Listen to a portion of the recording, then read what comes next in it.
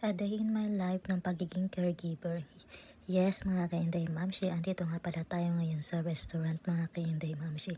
Kasama ko nga pala ang aking employer, ang aking bossing o ang aking lolo. Ang daming tawag, ano mga ka-Inday Mamshi. Yes, mga ka-Inday Mamshi, andito kami ngayon para mag-lunch ngayon, mga ka-Inday Mamshi. Dahil nga ang lolo ko, pag naka-stay home kami ay talagang wala siyang ganang kumain, mga ka-Inday Mamshi. Kaya ito ang ginagawa kong teknik, mga ka-Inday Mamshi, ang lumabas araw-araw.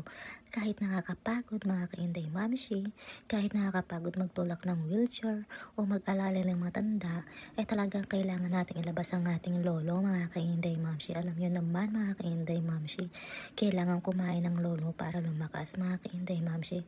Pag sa bahay kasi, mga ka-Inday Mamshi, talagang hindi siya kumakain, mga ka-Inday Mamshi. Ito na lang ang paraan ko para makakain siya, mga ka-Inday Mamshi. At pag nga nasa labas kami, mga ka-Inday, napapalakas ng kain ng aking lolo, mga ka-Inday Mamshi.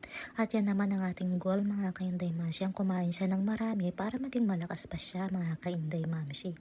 Mga ka-Inday Mamshi, ito nga pala ang aking kakainin ngayon, ang chicken wings at ang steak, mga ka-Inday Mamshi.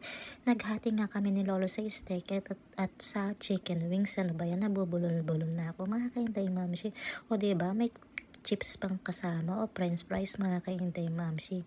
At eto nga't nagsisimula na kaming kumain, mga ka-Inday Mamshi. At pagkatapos namin kumain, mga ka-Inday Mamshi, ay may pa-dessert naman, mga ka-Inday Mamshi.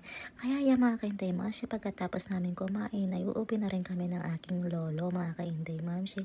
Dahil nga ang lolo ko talagang hindi naman niya nagtatagal sa restaurant, mga ka-Inday Mamshi.